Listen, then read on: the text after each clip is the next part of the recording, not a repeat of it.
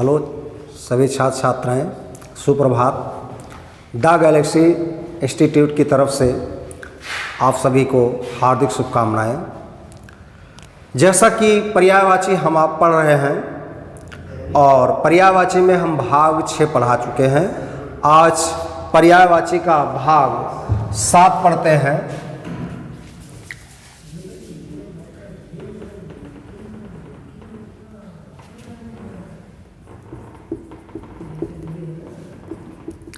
आइए पर्यायवाची के भाग 7 की ओर चलते हैं। पर्यायवाची एक ऐसा आपका विषय वस्तु है, एक ऐसा सब्जेक्ट है कि कोई भी एग्जाम हो, वनडे संबंधित, यूपी टेट, सुपर टेट या समीक्षा अधिकारी संबंधित, सब में आपके लिए बहुत ही अनिवार्य है। तो आइए चर्चा करते हैं आज अगला पर्यायवाची, वर्षा।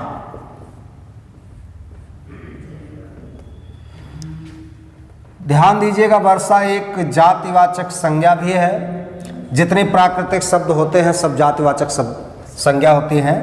और ध्यान दीजिएगा, यह एक तद्भव शब्द है। कैसा शब्द है? तद्भव शब्द। इसका जो तत्सम होगा ये होगा वृष्टि, तो ये हो गया तत्सम शब्द। तो वर्षा एक तद्भव और वृष्टि क्या है? तत्सम शब्द है। बहुत ही महत्वपूर्ण शब्द है, कभी भी आपसे पूछा जा सकता है। आगे बढ़ते हैं। इसका एक नाम है बरखा। तुलसीदास ने कहा भी होगा, का बरखा जब कृषि सुखाने, तो बरखा भी इसी का नाम है। ध्यान दीजिएगा, इसी का फिर नाम रखा गया बारिश। और बारिश से फिर सबसे इंपॉर्टेंट है मेघ। आपके एग्जाम में पूछा जाने वाला जो अति महत्वपूर्ण शब्द है वो ये है, पावस।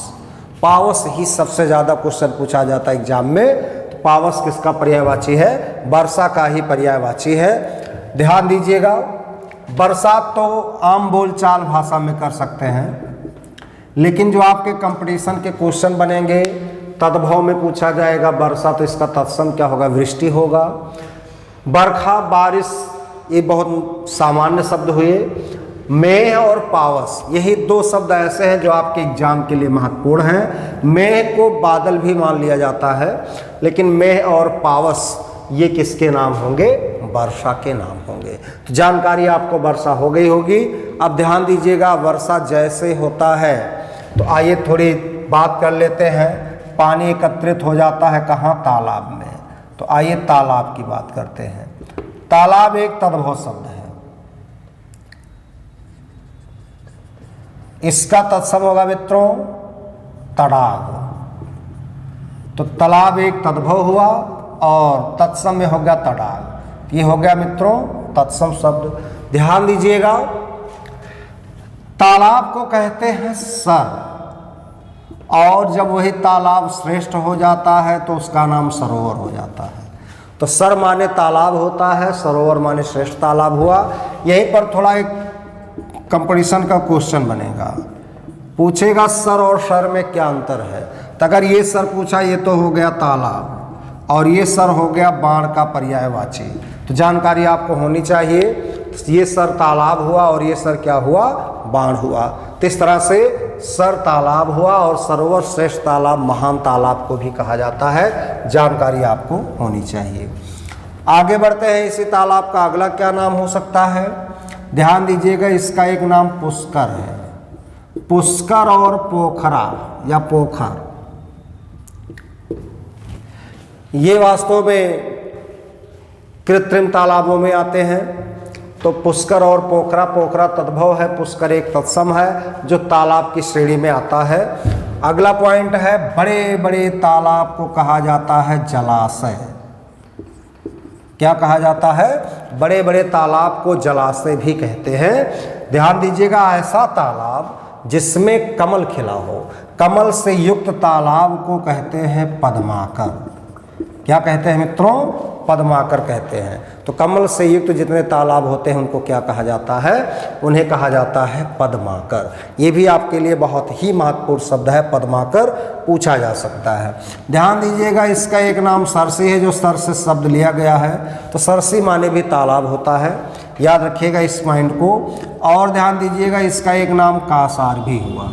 छोटे छोटे कुछ शब्द हैं, जैसे हृद हुआ, छद हुआ, दह हुआ। जलकुंभी वाले जितने तालाब होते हैं उनको इस श्रेणी में रख दिया जाता है, हृद, छद और दाह। ये सब क्वेश्चन है तो बड़े छोटे छोटे शब्द, लेकिन आपके लिए बहुत ही महत्वपूर्ण शब्द है। यहाँ से भी क्वेश्चन आता है कि हृद, छद और दाह ये किसके पर्यायवाची हैं, ये पर्यायवाची हैं किसके, तालाब के। इस तरह से मित्रों तालाब, सर, सरोवर, पुष्कर, पोखरा या पोखर, जलाशय, पद्माकर, सरसी, कासार, हृद, छद, दाह ये सब किसके पर्यायवाची हैं, ये सब आपके तालाब के पर्यायवाची हैं। यहाँ से भी क्वेश्चन किया जाता है। ध्यान दीजिएगा, उसी तालाब में अगर वास्तव में जल भर जाए वर्षा का और लहरें उत्पन्न होने लगी, तो आइए एक लहर का पर्यायवाची देखते हैं। लहर को तरंग कहते हैं। क्या कहते हैं, तरंग।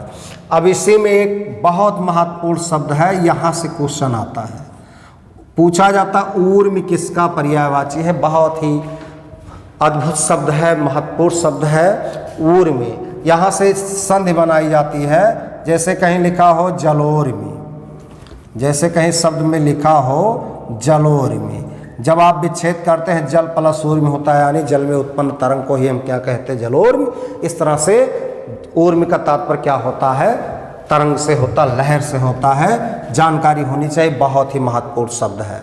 अगला पॉइंट इसी से लिया जाए, इसका एक नाम है हिलोर। हिलती है भाई तरंगे लहरें, इसी का नाम उल्लोल है। तो वास्तव में ऊंचे उठते हुए तरंगों को उल्लोल भी कहा जाता है। तो इस तरह से इनको उल्लोल के भी शब्दार्थ में भी रखा जाता है। एक शब्द होता बीच भी होता है।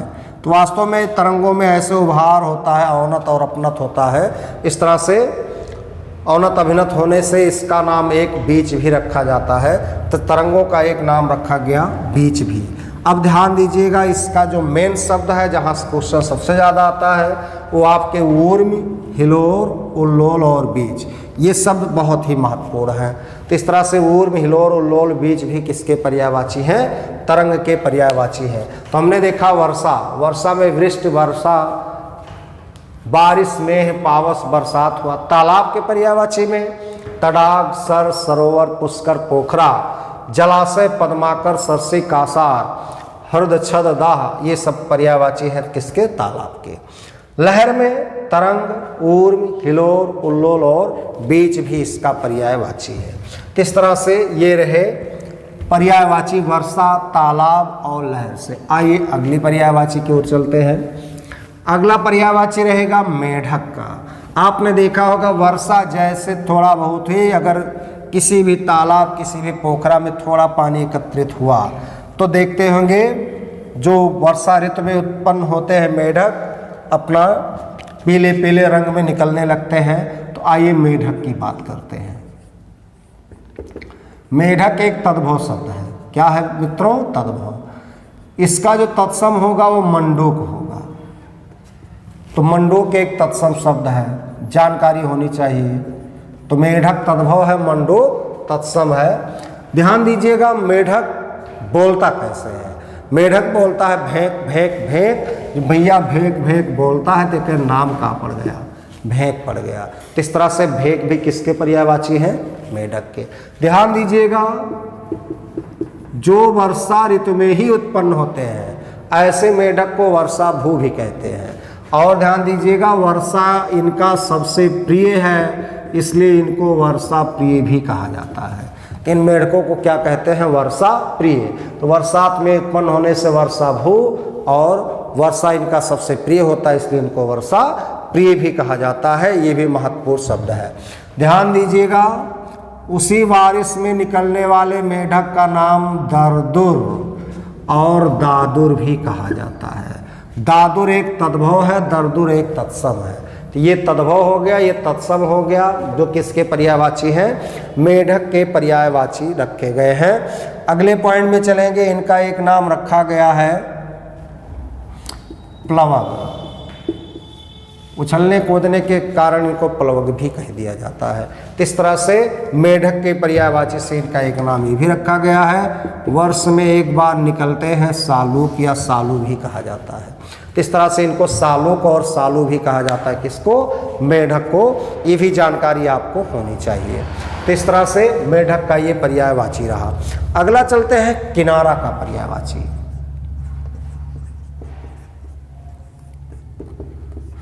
किनारा तट हुआ। किनारा को तीर भी कहा जाता है, किनारा को कूल कहा जाता है। यही कूल शब्द वेरी इंपॉर्टेंट है। ये कूल शब्द पूछा जाता, कूल किसका पर्यायवाची है, कूल किसका, किनारा का यानी तट का पर्यायवाची है। ध्यान दीजिएगा, ऐसा तट जो जल में कुछ छिपा हो और कुछ स्थल उसका दिखाई देता हो, ऐसे तट को क्या कहते हैं, पुलिन तट कहते हैं। फिर उसी का नाम रखा जाता बेला तट। तो ध्यान दीजिएगा, इसको बेला तट भी कहा जाता है। इस तरह से ये पॉइंट यहाँ से रहे। ध्यान दीजिएगा, ऐसे तट जिनके किनारेदार बहुत स्लोप में ना हो, एकदम खड़े धार में हो, ऐसे तट को कगार कहा जाता। वेरी इंपॉर्टेंट, ये किया जाता है एग्जाम में। कगार किसका पर्यायवाची है, तो यानी किनारेदार जो तट होते हैं उनको क्या कहते हैं, कगार भी कहते हैं। इस तरह से इनका एक नाम है छोर। छोर माने किनारा होता है। इनका एक नाम पर्यंत भी होता। पर्यंत माने तक होता, किनारे तक।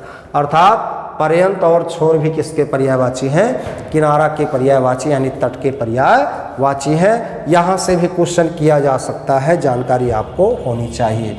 इसमें मेन शब्द कौन है, जो कूल है, पुलिन है, बेला तट है और कगार। यही शब्द आपके बहुत ही महत्वपूर्ण शब्द हैं, जो किसके पर्यायवाची हैं, किनारा के पर्यायवाची हैं।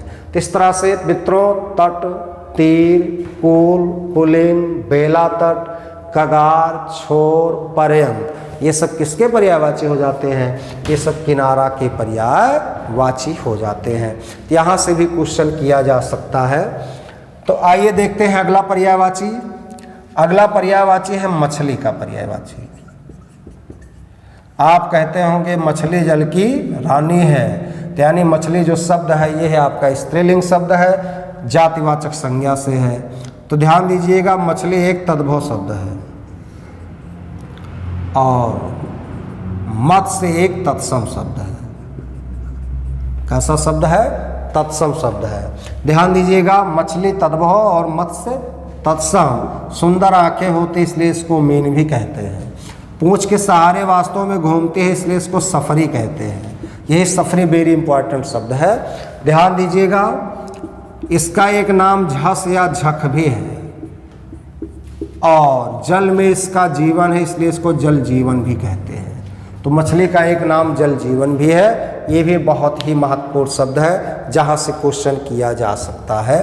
तो जानकारी आपको होनी चाहिए। सबसे महत्वपूर्ण जो शब्द है वो यही तीन है, मीन, सफरी, झस या झक। यही तीन शब्द आपके एग्जाम में पूछे जाते हैं, जो आपसे क्वेश्चन किए जा सकते हैं। तो आइए, ये पॉइंट आपका रहा मछली, किनारा, मेढक, तालाब, वर्षा, लहर, इन सब से संबंधित। अब आइए बात करते हैं अगला पर्यायवाची। देखिए, पर्यायवाची जितना ही आप पढ़ ले जाएंगे वो आपके लिए बहुत ही बेहतर होंगे और सभी एग्जाम में अनिवार्य कर दिया जाता है लगभग इस चैप्टर को। तो इस तरह से समानार्थी शब्दों में आप लगभग 50 के एवं में पढ़ चुके हैं। आइए और पर्यायवाची को देखते हैं। अगला पर्यायवाची है बगीचा। मित्रों, अगर आपको समझ में आ रहा होगा तो आप लोग लाइक जरूर कीजिएगा, सब्सक्राइब कीजिएगा, और कोई भी शब्दार्थ समझ में नहीं आएगा तो आप कमेंट में बॉक्स में जा करके कमेंट कर सकते हैं। और जैसा आप लोग आदर्शपरक कमेंट करेंगे, अपेक्षा करता हूं उसका जवाब जरूर दिया जाएगा। और आप लोग वीडियो को देखने के बाद लाइक सब्सक्राइब जरूर किया करें। तो चलते हैं अगले पर्यायवाची किसकी तरफ, बगीचा। बगीचा एक तद्भव शब्द है, इसका तत्सम हो जाएगा वाटिका। तो वाटिका एक तत्सम शब्द हो गया। ध्यान दीजिएगा, जितने बगीचे बहुत ऊपरी भाग में होते हैं उनको उद्यान कहा जाता है। क्या कहा जाता है? उद्यान कहा जाता है। जंगल से छोटा होता है बगीचा, इसलिए इसका नाम उपवन भी कहा जाता है। जितने तलहटी में बगीचे होते हैं उनको कहते हैं निकुंज। और ध्यान दीजिएगा, एक इनका कुंज भी नाम रखा जाता बगीचे का। लता इत्यादि से जो घिरा हुआ स्थान होता बगीचे का उसको कुंज भी कहा जाता है। क्या कहा जाता है? कुंज। तो कुंज निकुंज भी किसके नाम है? बगीचे के। सबसे महत्वपूर्ण शब्द है आराम। वास्तव में चाहे आप हवा की अपेक्षा लीजिए, चाहे ऑक्सीजन से संबंधित बातें जोड़िए, चाहे छाया से बातें जोड़िए, सबसे ज़्यादा आराम कहाँ मिलता है? बगीचे में। इसलिए बगीचा का एक नाम आराम भी होता है। ये भी महत्वपूर्ण शब्द रखा गया है, जानकारी आपको होनी चाहिए। किस तरह से बगीचे के पर्यायवाची में मुख्यतः वाटिका, उद्यान, उपवन, निकुंज, कुंज, आराम, ये सब इनके पर्यायवाची हो जाते हैं। मेन पर्यायवाची आपके तद्भव, तत्सम, बगीचा और वाटिका हो गया। उद्यान ऊपर यानी जो वास्तव में पृथ्वी तल के ऊपर थोड़े बगीचे होते हैं उनको उद्यान भी कहते हैं। जंगल से छोटा होता है इसलिए इसको उपवन कहते हैं। निकुंज कहते हैं तलहटी वाले बगीचे को। उसे लता इत्यादि से घिरा हुआ जो भी स्थान होता बगीचे का वो कुंज कहलाता है। और हर सुख सुविधा मिलती है बगीचे में, इसलिए इसको आराम भी कहा जाता है। तो आइए बगीचे का बड़ा रूप देखा जाए जिसका नाम है जंगल। आइए जंगल का पर्यायवाची देखते हैं। साधारण अर्थ में इसको वन कहते हैं। ध्यान दीजिएगा, इसका एक नाम विपिन भी है। विपिन वास्तव में व्यापक जंगल का नाम रखा गया है। इसका एक नाम कांतार भी है। क्या नाम है? कांतार। कांतार और कानन ऐसे बगीचे होते हैं जिनके ओर छोर का कोई पता ना हो, इतने बड़े जंगल हो, उन्हीं का नाम कांतार और कानन भी होता है। इस तरह से कांतार, कानन और विपिन भी बहुत महत्वपूर्ण शब्द हैं जहां से क्वेश्चन किया जाता है। ध्यान दीजिएगा, मानव से युक्त जो भी बगीचा होता है अरण्य की श्रेणी में जाता है।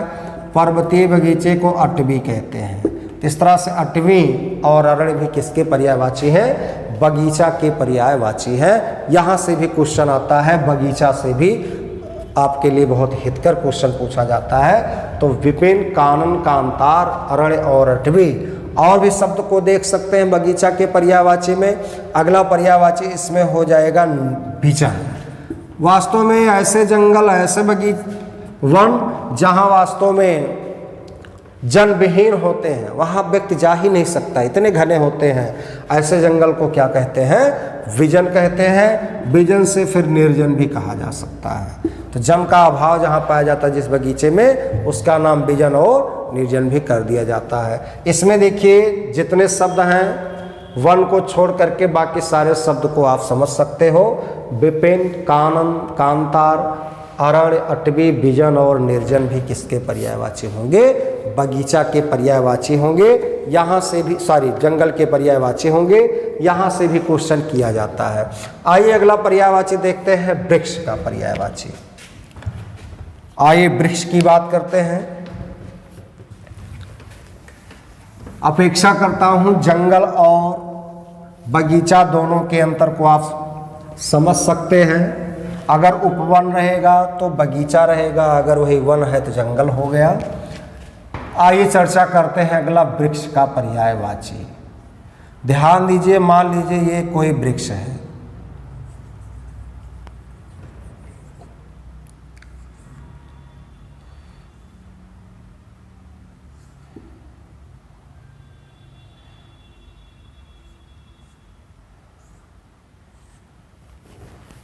ये रहा वृक्ष।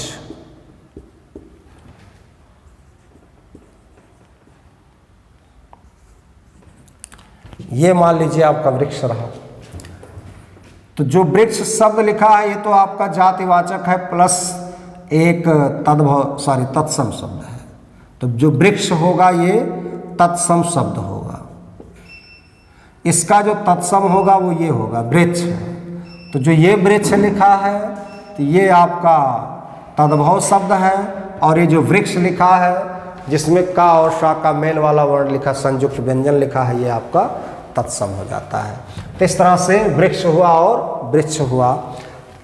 छोटे छोटे जितने वृक्ष होते हैं जिनको आप पौधा में लिख सकते हैं, छोटे छोटे पौधों को भैया बिरवा कहा जाता है। क्या कहा जाता है? बिरवा।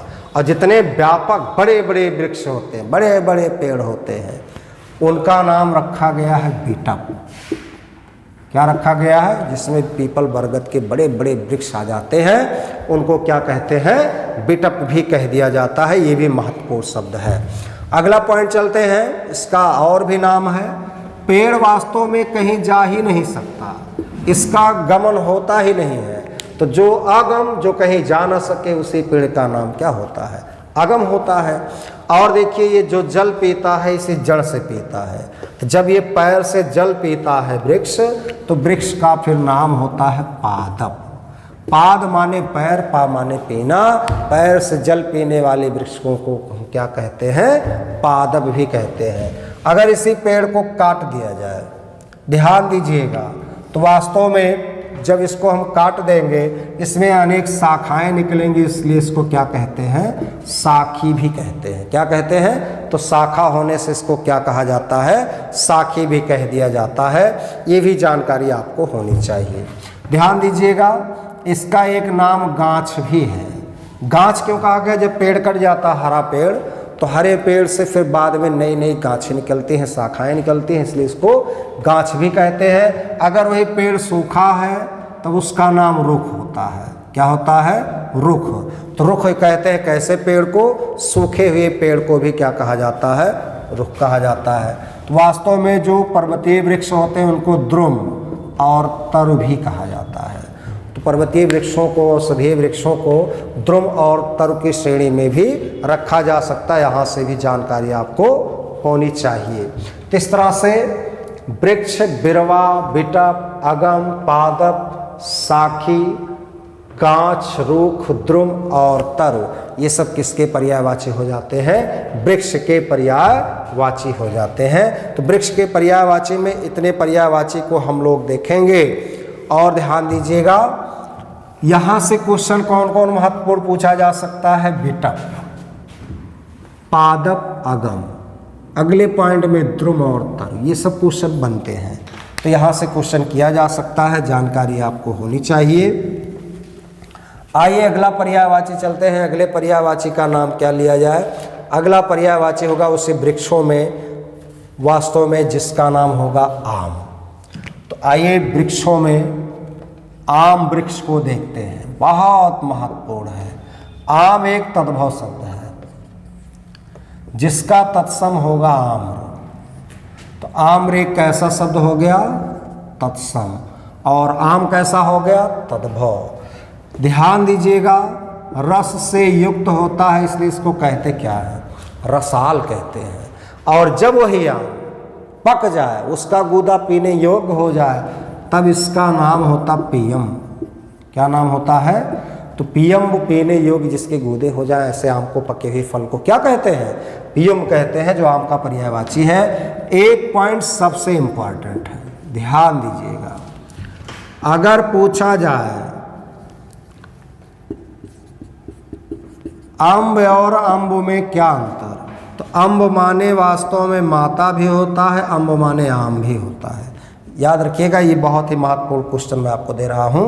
तो अम्ब माने क्या होता है? माता और आम। लेकिन अम्ब माने क्या होता है? जल।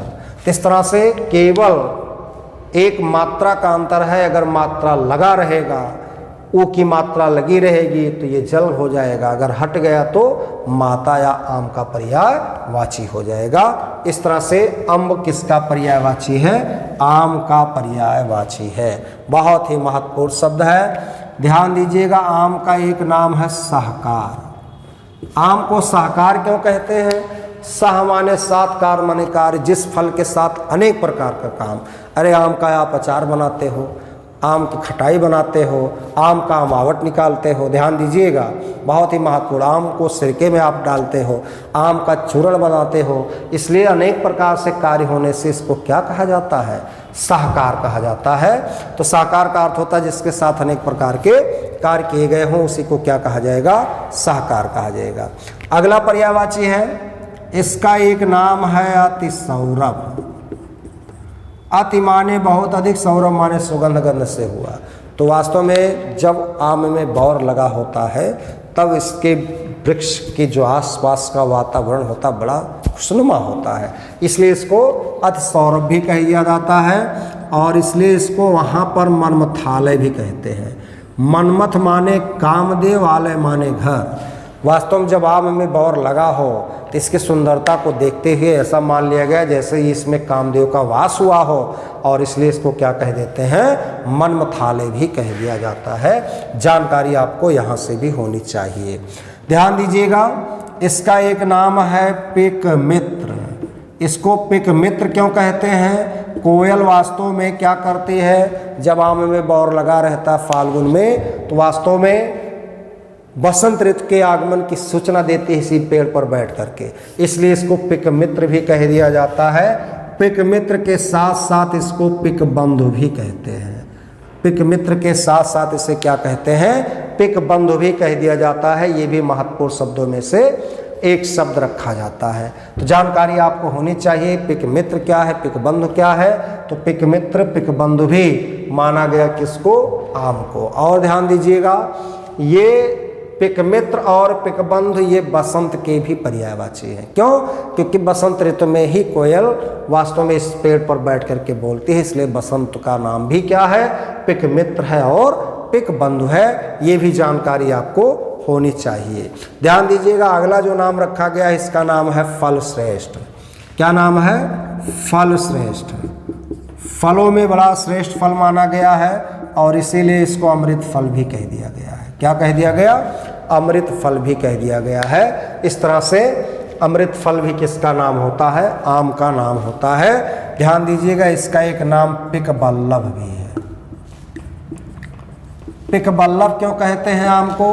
तो वास्तव में ऐसा माना गया ये कोयल का स्वामी मान लिया जाता है आम का वृक्ष, इसलिए इसको पिक बल्लभ भी कह दिया जाता है।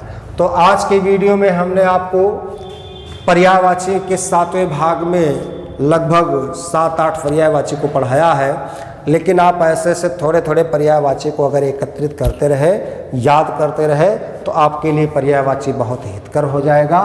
इस तरह से आम, रसाल, पियम, अम्ब, साहकार, अति सौरभ, मनमथालय, पिक मित्र, पिक बंधु, फल श्रेष्ठ, अमृत फल और पिक बल्लभ। तो इस तरह से सज्जनों, बंधुओं, आप सबको पर्यायवाची पढ़ाया जा रहा और साथ साथ गैलेक्सी परिवार के जितने भी टीम है जो स्वस्थ हैं वो पढ़ा भी रहे हैं। आप लोग इन सबसे पढ़िए और पढ़ करके अपने विचारों को, अपने भावनाओं को जरूर कमेंट में विचार व्यक्त करें। तो इस तरह से सारे विषय वस्तु को चलाए जा रहे हैं, जो भी क्रमवत हमारे गुरुजन दे रहे हैं उसे आप लोग ग्रहण करें और अपने इस महामारी को देखते हुए अपने आप को स्वच्छ, स्वस्थ ये सब महसूस करें, घर में रह करके ही शिक्षा ग्रहण करें। तो आज की वीडियो आज के लिए यहीं तक। बाकी पर्यायवाची भाग 8 को लेकर के बाद में मिलेंगे अगले वीडियो के साथ। तब तक के लिए धन्यवाद।